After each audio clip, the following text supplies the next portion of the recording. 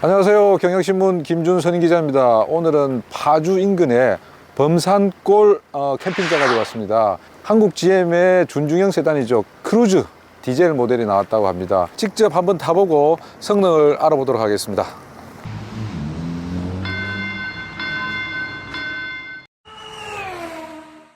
한국 GM 쉐보레 크루즈 디젤 모델이 나왔습니다. 지금 시승하러 가고 있습니다. 앉아서 바로 운전대를 잡고 페달에 바로 올려보고 한 첫 느낌은 브레이크 페달이 제가 몰던 일반 차와는 조금 다르게 위로 바짝 솟아 있습니다. 그래서 엑셀을 가동을 하다가 브레이크로 바로 옮길 때 왼쪽으로 평행되게 옮기면 걸립니다. 그래서 쭉 들어서 오른발을 위로 탁 이렇게 접어서 밟아야 됩니다. 조금 불편합니다. 금방 익숙해지겠지만 우리나라 다른 그 완성차 메이커 현대차나 기아차나 또 뭐 수입차를 타시는 분들은 조금 불편할 것도 같습니다. 그렇지만은 이런 거는 금방 적응하니까 큰 문제는 없을 것 같습니다. 주행하면서 계기판 살펴보도록 하겠습니다. 계기판은 이 차가 뭐 고급차는 아닌 관계로 아주 화려하거나 이쁘구나 디자인적으로 잘 돼 있다 이런 느낌보다는 뭐라 그럴까 좀 대중적이다. 센터페시아에는 8인치쯤 되어 보이죠. 7인치 8인치 모니터가 장착이 되어 있고요.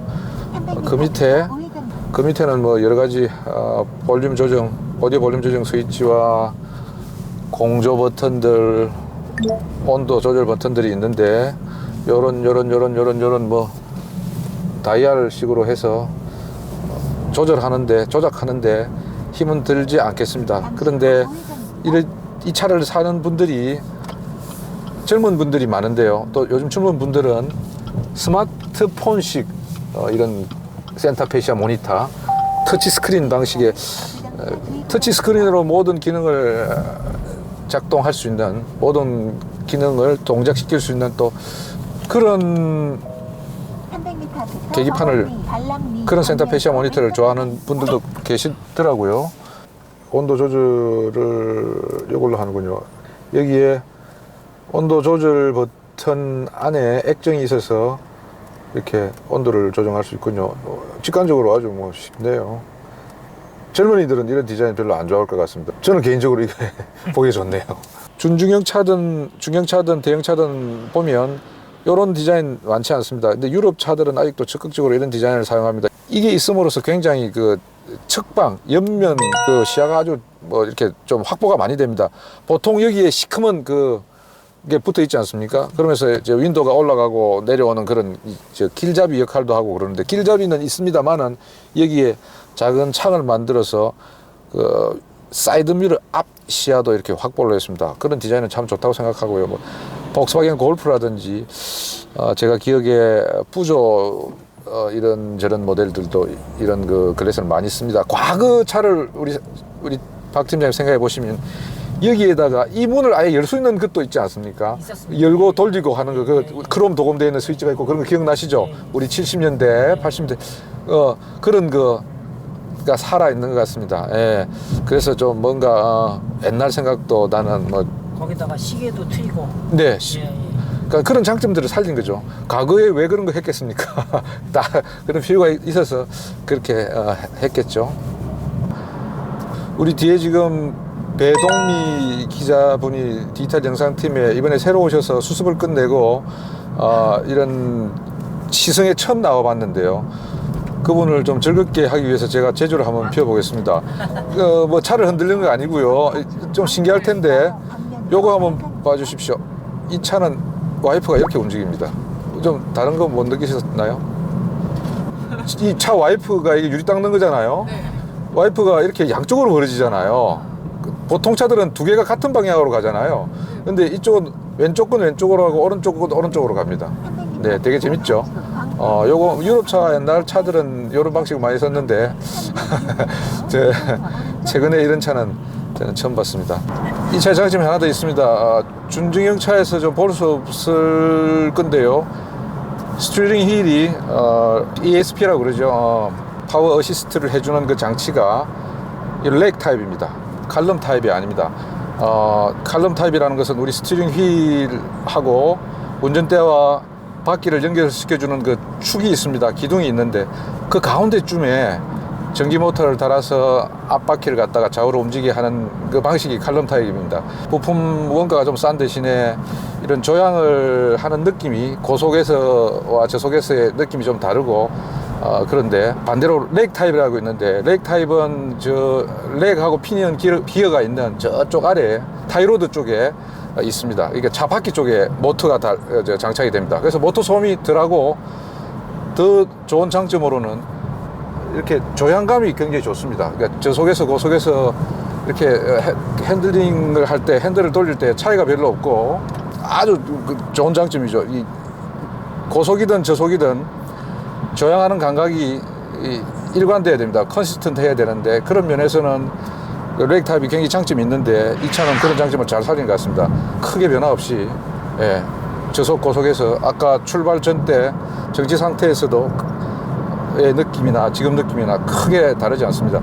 우측입니다. 우측. 우측으로 빠집니까? 급하게 한번 들어가 보겠습니다. 우리가 급히 운전대를 꺾었지만 무리 없이 잘 들어왔습니다. 그죠? 네. 그 우리 박 팀장님께서 제가 말이 막힐 때마다 이렇게 말씀해 주시니까 제가 얼마나 편한지 모르겠습니다. 아주 좋습니다. 이런 거. 이게 진정한 어시스트가 아닌가. 뒤에 새로 오신 분도 좀 배워서 앞으로 그렇게 해주시길 바랍니다. 하트가 되는. 네, 좋은 어시스턴트가 되도록. 크루즈는 제가 사실은 처음 타봅니다. 그런데 주행 질감은 굉장히 좋은 것 같습니다. 그런 얘기 많이 들었는데요.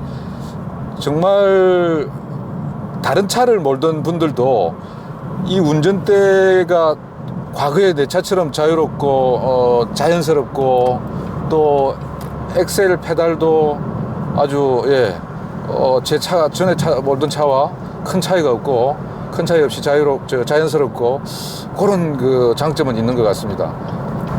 2000rpm 좀 넘어갔는데요. 뭐 속도는 지금 아마 이 차가 자동 6단 변속기를 사용하고 있는데 2000rpm 좀 넘으니까 100km 정도가 나옵니다. 100km 정도 나오는데 시속 100km 상태에서 6단에서 2000rpm쯤에서 가속 페달을 밟으면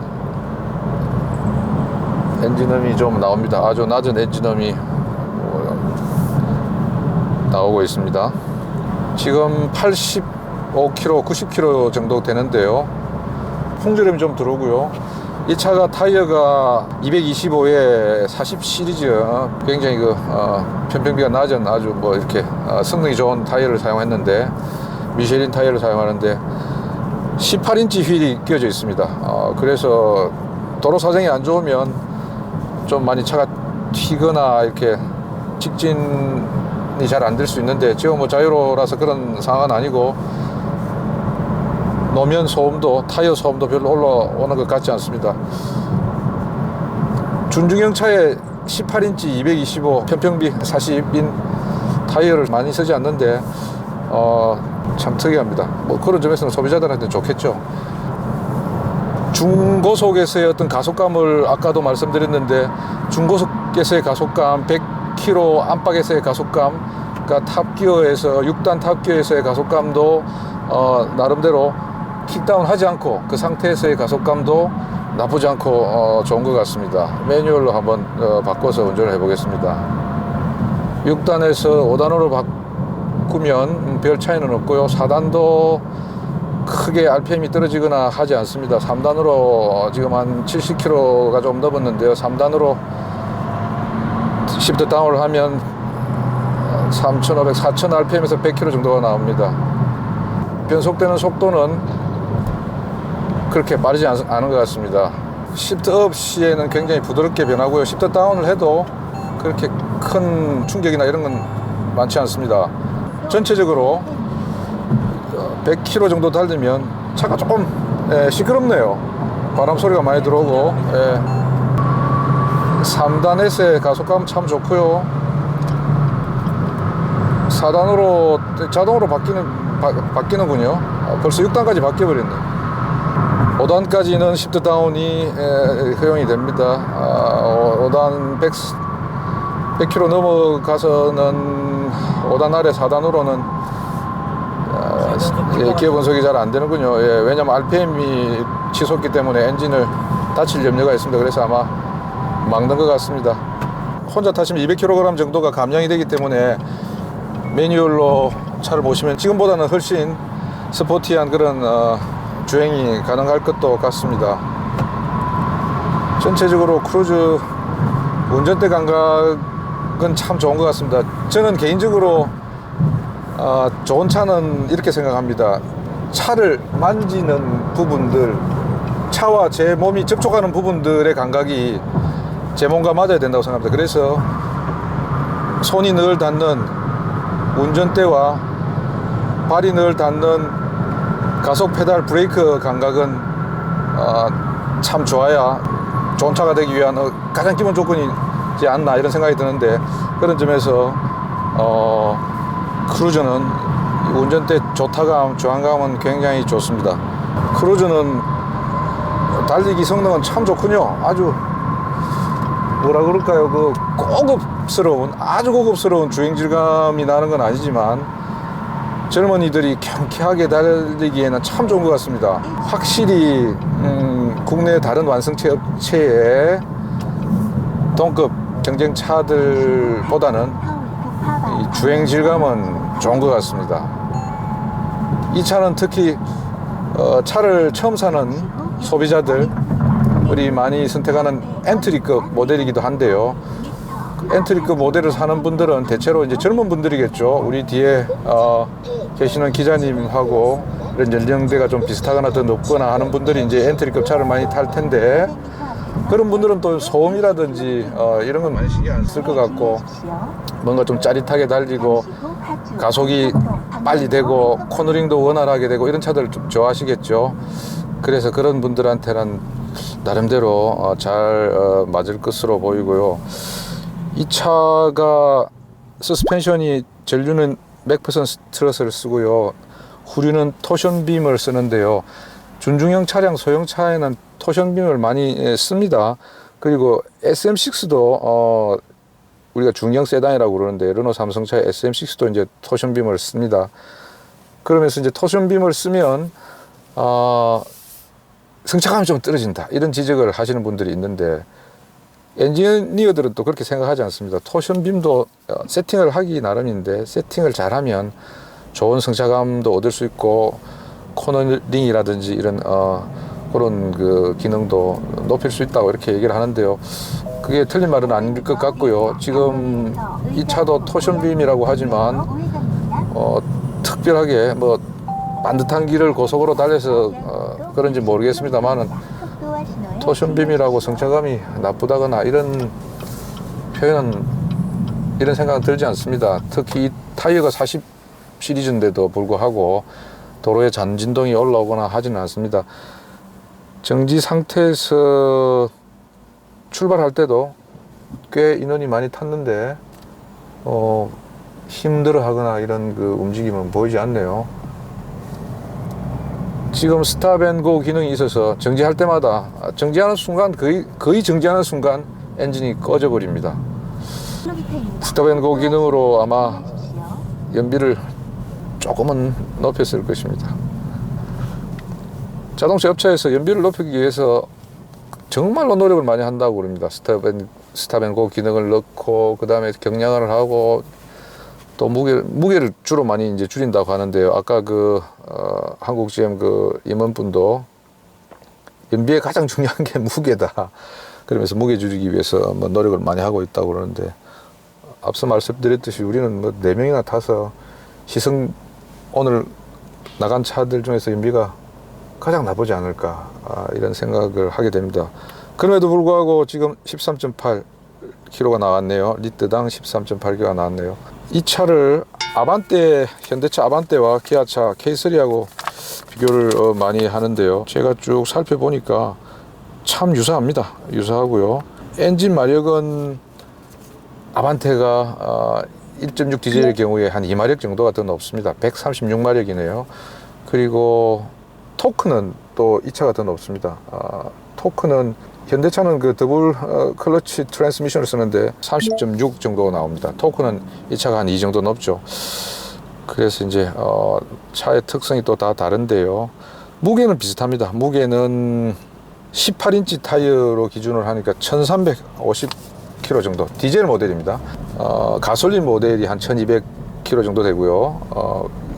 디젤 모델 크루즈의 공차 중량은 1350kg 정도 됩니다. 요 무게는 아반티 디젤하고 비슷합니다. 초고장력 강판 등등등을 쓰면서 경량화를 많이 이뤘다고 합니다. 그래서 새 크루즈가 나오면서 110kg 정도를 감량을 했다고 합니다. 110kg 빼기 참 쉽지 않은데요. 나름대로 아주 작정을 하고 감량한 것 같습니다. 주행질감 굉장히 좋고 가속감도 아주 좋습니다. 중고속에서도 가속이 살아있고 아주 잘 차가 나갑니다. 그리고 고속에서 핸들링도 나쁘지 않은 것 같습니다. 자, 크루즈 디젤 모델 외형 한번 살펴보도록 하겠습니다. 전면부는 최근에 쉐보레, 말리부, 임팔라 등등 쉐보레 브랜드의 차들이 채용하는 패밀리 룩을 거의 그대로 채용하고 있습니다. 개인적으로 저는 이 디자인 참 이쁘다고 생각합니다. 나름대로 아주 젊은 감각이고 역동적이고 힘이 있어 보입니다. 보닛을 보시면 보닛이 중간에서 볼록하고 선이 전체적으로 5개가 들어가 있군요. 하나, 둘, 셋, 넷, 5개. 가운데 선이 3개 아주 이렇게 각을 줬는데 뭐랄까요, 강인하고 아주 매끄러운 그런 이미지를 풍깁니다. 헤드라이트 디자인도 보시면 아주 날렵합니다. 전체적으로 말리부와 그 위에 모델인 임팔라를 닮은 모델입니다. 제일 막내 동생이라는 느낌이 확 듭니다. 측면 살펴보시면요, 측면에는 캐릭터 라인이 이렇게 도 손잡이 쪽으로 하나가 있고, 아래쪽으로는 이렇게 살짝 이렇게 곡선이 들어간 캐릭터 라인이 있는데요. 이 부분에 음영을 줘서 나름대로 뭔가 좀 신비스러운 느낌도 들고 세련된 그런 디자인을 추구하고 있습니다. 뒤쪽으로 한번 돌아보겠습니다. 사실 저는 개인적으로 뒷모습은 앞모습에 비해서 뭔가 조금 디자인하다 말았다 할까요? 이런 생각도 하는데 사진보다는 낫습니다. 저는 사진 보고는 이 테일 램프가 왜 이렇게 뚱뚱하지 이런 생각을 했는데 실제로 보니까 그 정도는 아닙니다. 그렇지만 이보다 조금 더 샬로우해지고 얇아졌다면 더 이쁘지 않았을까 하는 생각이 듭니다. 예컨대 요 위에 거를 빼버리고 요런 느낌만 해도 좀 더 이쁘고 날렵하지 않았을까 하는 생각이 듭니다. 그리고 보면 트렁크 윗면에도 각을 줬습니다. 이런 거 뭐 보기 드물지 않습니까? 이렇게 각을 줘서 좀 더 젊은 그 느낌이 나게 했고요. 에어 스포일러도 달았습니다. 에어 스포일러도 달아서 뭔가 와류 같은 걸 좀 개선을 했다고 볼 수 있겠죠. 이왕 달 거 조금 더 이렇게 매끈하게 빠지는 그런 디자인의 에어 스포일러를 달았으면 하는 생각인데요. 그럼에도 불구하고 이렇게 뭐 에어 스포일러 달아주는 업체들, 완성차 메이커들 이 가격에 이 사이즈, 이 준중형에서 많지 않은 것 같습니다. 그래서 예, 업체의 배려랄까 뭐 이런 게 좀 느껴지고요. 전체적으로 이 뒷모습은 조금 둔해 보이는데 트렁크 윗부분은 상당히 잘 빠져 있습니다. 이게 거의 뭐 패스트백에 가깝습니다. 그 스팅어처럼 뒷부분이 천장 루프 아래로 쭉 이렇게 내려오는 그런 그 부분이 제비꽁지처럼 쭉 내려옵니다. 아까 그래서 우리 그 배동미 기자가 뭐 조금만 더 키가 컸으면 천정에, 뒷좌석에 앉은 분들은 천정에 머리도 닿을 수 있는 그런 높이인데요. 저렇게 매끈하게 뽑다 보니까 사실 천장은 좀 낮아집니다. 그렇지만 외형적으로 굉장히 이뻐지는 거죠. 그리고 저 위에 뒤에 그 윈도우 위에 좋은 브레이크를 밟으면 들어오는 예, 그 브레이크 등입니다. 전체적으로 뭔가 어떤 영국의 고성능 차라든지 뭐 이런 고성능 차 필이 좀 나는 것 같습니다. 그런데 위에 샤크 안테나가 조금 예, 없었으면 차라리 나을 뻔 했습니다. 근데 뭐 저거 없으면 안 되니까요. 뭐 이렇게 저렇게 다 따지다 보면 뭐 예, 할 말 없지만 어쨌든 저는 개인적으로 요 라인은 참 잘 빠졌다고 생각합니다. 그리고 지금 자세히 보니까 여기도 여기도 저 그 라인이 있네요. 굴곡이 있네요. 가운데 부분은 좀 높고 이쪽은 좀 낮습니다. 그래서 한번 안에 한번 보겠습니다. 안도 그게 영향을 미치는지. 안에는 뭐 별 차이가 없는데 스타일 때문에 만들어 놓은 것 같습니다.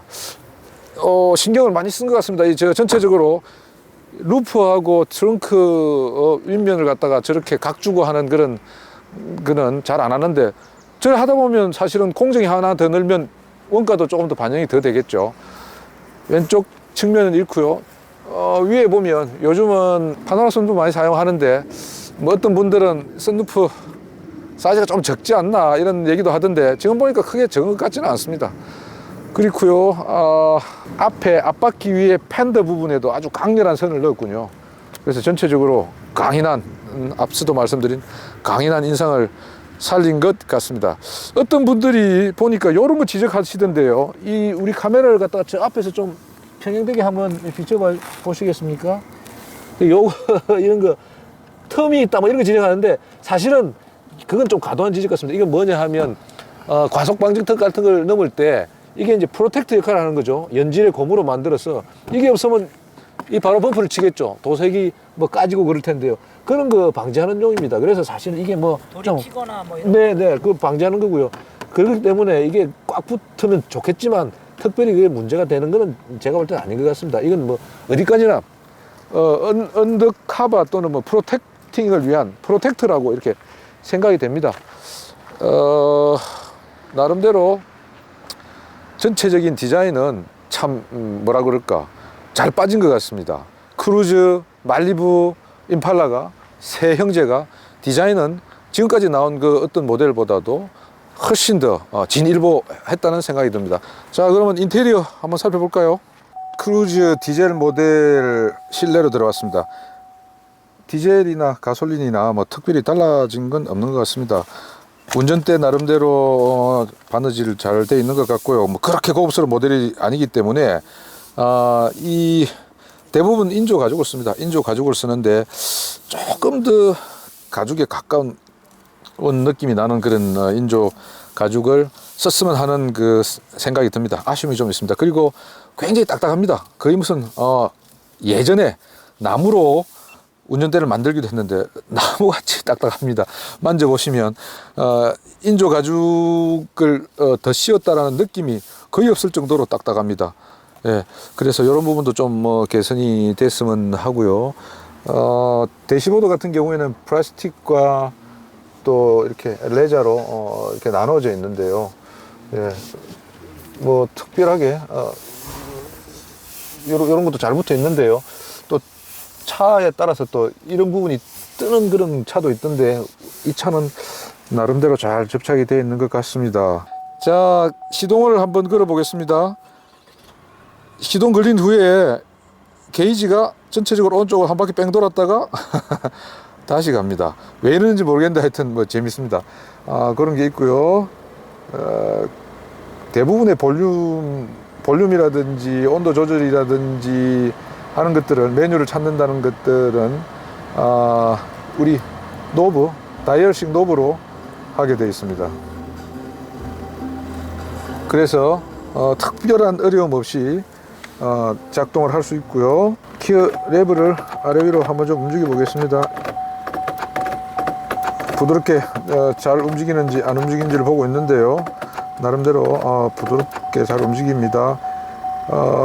크루즈가 좋아진 게 한 가지가 있는데, 과거에는 이렇게 치면 수동으로 그 기어를 시프트 업, 시프트 다운이 안 됐습니다. 그런데 이번 모델 나오고부터 이게 바뀌었습니다. 플러스 마이너스 스트로크는 뭐 나름대로 그렇게 크지 않고, 유경 크지 않고요. 좌우로 제낄 때 소리가 좀 나긴 하는데 그렇게 큰 소리는 아닙니다. 이보다 더 큰 소리가 나는 그런 차량들도 많이 있습니다. 그런 면에서 나쁘지 않은 것 같습니다. 나쁘지 않은 것 같고요. 이런 플라스틱 재질은 사출 성형이나 성형의 어떤 그 정밀도 이런 거는 제법 높습니다. 그리고 하이그로시를 썼는데, 저는 개인적으로 하이그로시를 아주 고급스럽게 제작하지 않으면 사실은 촌티가 좀 납니다. 그런데 이 차는 크게 고급 모델이 아님에도 하이그로시는 나름대로 뭐 그렇게 특별하게 촌스러운 뭐 싸구려 같은 그런 느낌은 들지는 않습니다.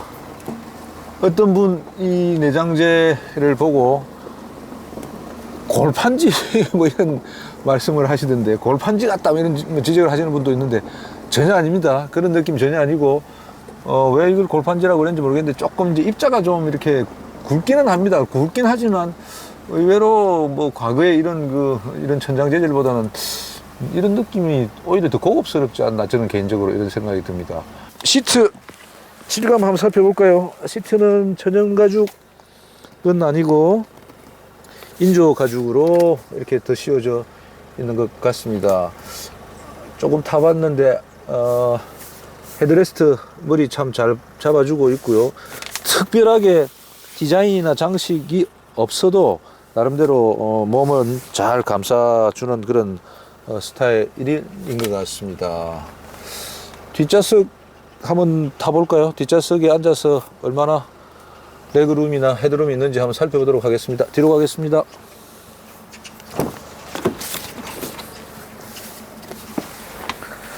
예, 저는 운전할 때 많이 이렇게 앞으로 당겨서 앞좌석을 당겨서 운전을 하는데요. 그러다 보니까 이 무릎 공간은 굉장히 많이 남습니다. 그리고 머리 공간은 제가 뭐 안정키가 그렇게 큰 편은 아닌데 조금 부족한 것 같습니다. 왜냐하면 이 차가 루프가 아래로 이렇게 떨어지는 패스트백 스타일을 갖고 있어서 그런 것 같습니다. 크루즈 디젤 모델, 가솔린 모델하고 다르지 않습니다. 트렁크 열어봤는데요. 저희들 가방들이 좀 어지럽게 있습니다. 카메라백이 있고 우리 가방이 있고 제 가방도 있고 뭐 너저분하게 들어있는데요. 이 정도입니다. 뭔가 다른 것들을 좀 실어서 견주어 봤으면 좋겠는데 이 정도이고요. 아까 어떤 분이 저기 스피커가 그냥 막 나와 있다, 뭐 좀 커버 좀 됐으면 좋겠다 이런 지적을 하셨는데요. 중형 세단까지, 국산이든 일산이든 중형 세단까지 대체로 저렇게 이렇게 커버 없이 부직포 같은 거 처리하지 않고 이런 경우가 대부분입니다. 그 이상 올라가야 준대형 정도 가야 좀 돈을 비싸게 주고 사는 차라야 여기 좀 이렇게 부직포라도 깝니다. 그리고 이런 부분에 이런 그 와이어겠죠. 뭐 모터로 연결되는 그 와이어일 텐데요. 이것도 사실은 준중형 우리 좀 가격이 저렴한 모델 티가 좀 나죠. 그렇지만 뭐 좀 더 높은 모델로 가면 여기 또 플라스틱으로 감싸겠죠. 보기 좋게 하기 위해서. 그러면 또 단가가 올라갑니다. 그러면 이 차를 우리 갓 입사한 우리 젊은 분들 또 사기에 조금 또 꺼려지겠죠. 그래서 특별히 이건 뭐 실용성이 떨어지거나 뭐 이런 게 없기 때문에 큰 문제는 없는 것 같습니다. 크루즈 보닛 한번 열어보겠습니다.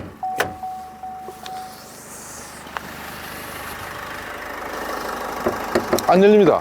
그죠? 한 번은 이렇게 걸리고요. 보닛을 열려면 BMW하고 비슷한데요. 한 번 당기면 올라오지만 안 열리고 한 번 당기고 한 번 더 당겨줘야 됩니다.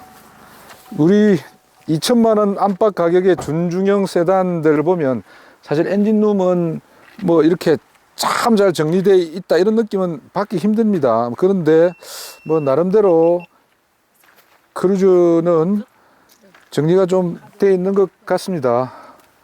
이 엔진은 이태리에서 설계를 했다고 합니다. 그리고 만들어지기는 헝가리 공장에서 만들어졌다고 하네요. 과거에 이전 모델 크루즈보다는 훨씬 엔진룸은 정갈하게 잘 정리를 한 것 같습니다.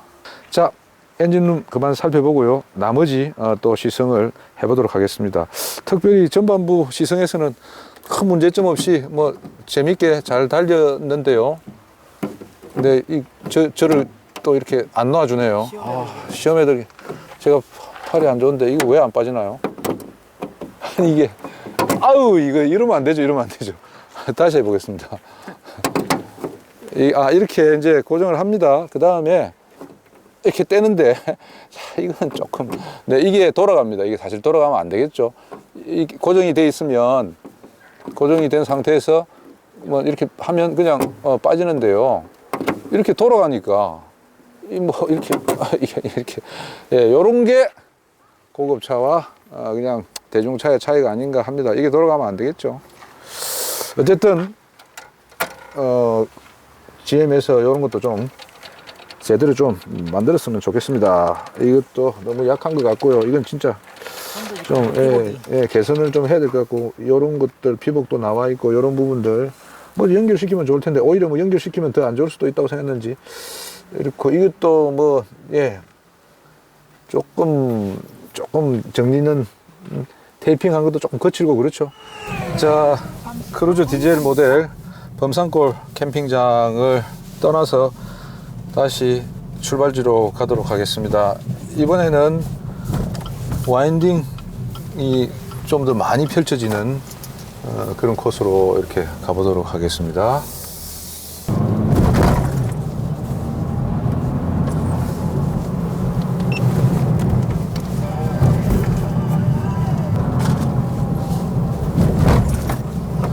뒤에 토션빔 쪽이 떨어지는 소리가 좀 강하게 나네요. 뒤쪽이 조금 과속방지턱을 넘을 때 땅에 떨어질 때 좀 강한 소리가 나는 것 같습니다. 저희들 4명 탔는데도 뭐 잘 돕니다. 아주 가파른 내리막 코너가 진 길인데도요, 나름대로 잘 돌고 내려갑니다.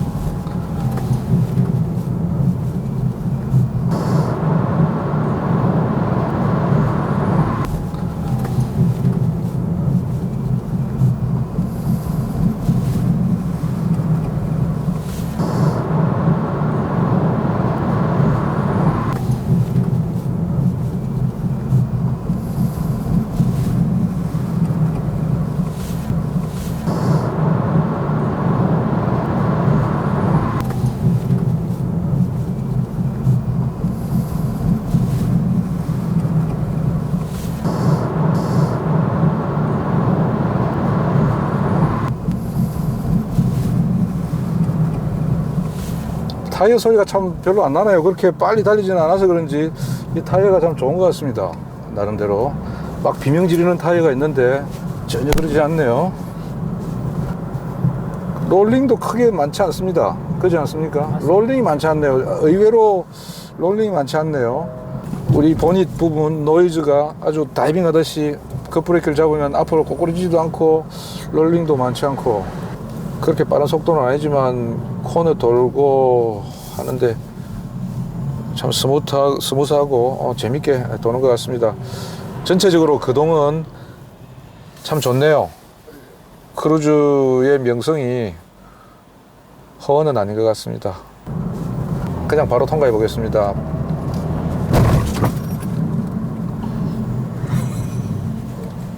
왜 갑자기 내가 말을 해야 되는데 지금. 최장신이기 예, 때문에. 그렇습니까? 미안합니다. 저희들 워낙 작아서 아무리 튀어도 저희들은 닿지 않기 때문에 모르고 했습니다. 그리고 사실 그렇게도 그때 우리가 말씀을 했지만 차체 강성도 우리 기자님이 지붕을 막 이렇게 때리면서 체크를 한번 해주세요. 차체 강성이 어느 정도인지.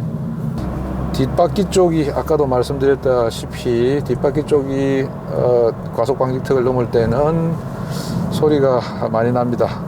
우리가 독립현가장치라고 하는데 네 바퀴가 다 이렇게 독립적으로 움직이지는 않습니다. 이 차는 토션빔은 뒷바퀴 차축에 좌우 바퀴를 갖다가 빔으로 연결시켜서 그게 또 다른 어떤 철제를 연결하고 해서 두 바퀴가 유기적으로 이렇게 노면의 굴곡이나 이런 그 충격을 없애는 그런 장치인데요. 그러다 보니까 두 바퀴가 이렇게 따로 어떤 노면의 충격을 흡수하는 그런 WC-본이나 멀티링크와는 좀 다릅니다. 그래서 소리도 아마 늘 함께 움직이고 늘 함께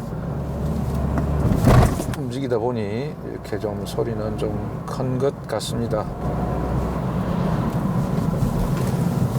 아까 설명 듣기로 차선을 벗어나면 뭐 밀어주고 이렇게 유지하고 이런 기능이 있다고 그랬는데 차선을 갖다가 깜빡이를 켜지 않고 넘으면 저를 밀어줘야 되는데요. 밀어줍니다. 예, 밀어줍니다. 예, 적극적으로 오른쪽으로 밀어줍니다. 제가 한 번 더 해보겠습니다. 후측방에서 차량이 접근하면 저렇게 좌측 사이드 미러에, 양쪽 사이드 미러에 표시가 됩니다. 아주 눈에 잘 들어오네요. 적극적으로 표시를 해주고 시야에도 탁 들어옵니다. 저거 시야에 잘 안 들어오는 차 있더라고요. 그런데 잘 들어옵니다. 제가 왼쪽으로 들어가 보니까 얘가 막 안 들어가려고 하지 않고 이번엔 들어가 버리네요. 이상합니다. 요 한번 보겠습니다. 들어가는지. 이건 뭐 적극적으로 밀어줍니다. 저거 이렇게 해봤는데요. 안으로 넣어줍니다. 어쨌거나 이게 완전하지 않습니다. 그러니까 여러분들 조심하셔야 되는데요. 이런 레인킵 하는 장치, 그러니까 차선을 따라서 가는 장치, 이런 것들이 가끔 안 들을 때가 있습니다. 지금은 듣는데요. 아마, 네, 절대 안 됩니다. 센스가 제 생각에 실선이 아닌 점선인 경우에 선이 안 꺼진 부분에서 작동을 하면 그냥 들어가는 것 같습니다. 또 지금도 들어가지 않습니까? 그래서 이건 절대 믿지 마시고요. 그럼에도 불구하고 이게 옵션으로 돼 있으면 졸음 운전을 하지 않습니까? 졸음 운전 하다가 한 번 탁 그 장치가 작동을 해서 워닝을 해주면 어떻게 보면 생명을 구할 수도 있지 않습니까? 그런 점에서 이 장치는 필요한데요. 이런 차선이 이렇게 점선으로 되어 있는 부분에서는 잘 듣지 않기 때문에 좀 차선 유지 장치를 과신하지는 마시기 바랍니다. 억지로 트집을 잡거나 흠을 잡으려고 그런 건 아닌데 뭐가 조금 처져 있는 것 같아서 이렇게 만져봤더니 아이고 이게 내장재가 이렇게 떨어져 있습니다. 이 차가 아무래도 시승용 차고 빨리 만든 차고 그래서 급히 출고를 하느라 신경을 많이 못 쓴 것 같은데 이런 것들은 좀 해결을 신경을 써서 정확하게 좀 이렇게 조립을 해줘야 될 것 같습니다. 이게 뭐 좀 사실 많이 쳐져 있네요. 아니면 여기에 핀을 하나 더 박든지 해서 정확하게 고정을 시켜야 되겠습니다. 이 두 개로는 이게 고정이 잘 안 되는 것 같습니다. 나름대로 무게감이 제법 있네요. 우리가 뭐 꿍꿍대면 머리로 막 받든지 하면 이게 좀 떨어질 것도 같네요. 뭐 어쨌든 간에 단점이 없는 차는 없으니까 또 이런 거는 단점이라고 할 수도 없습니다. 금방 개선이 될 부분이기 때문에 이런 것들 공장에서 또는 제작팀에서 신경을 좀 써서 개선을 해줬으면 좋겠습니다. 최종 목적지인 서울 상수동 당인리 발전소 뒤편에 도착을 했습니다. 우리가 오후 3시쯤 시승을 시작했는데 차가 많이 밀려서 지금에야 도착을 했습니다. 벌써 해가 떨어지고 날씨가 어둑어둑해지는군요. 이상으로 크루즈 디젤 모델 시승을 모두 마치겠습니다. 고맙습니다.